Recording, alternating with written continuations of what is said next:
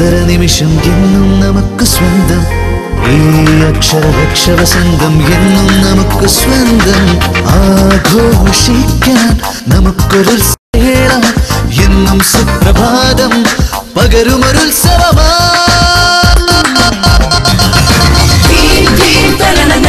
ഈ സ്വപ്ന സുന്ദര നിമിഷത്തെ ഇനി എന്നും നമുക്ക് സ്വന്തം അക്ഷരവസന്തങ്ങൾ എന്നും നമുക്ക് സ്വന്തം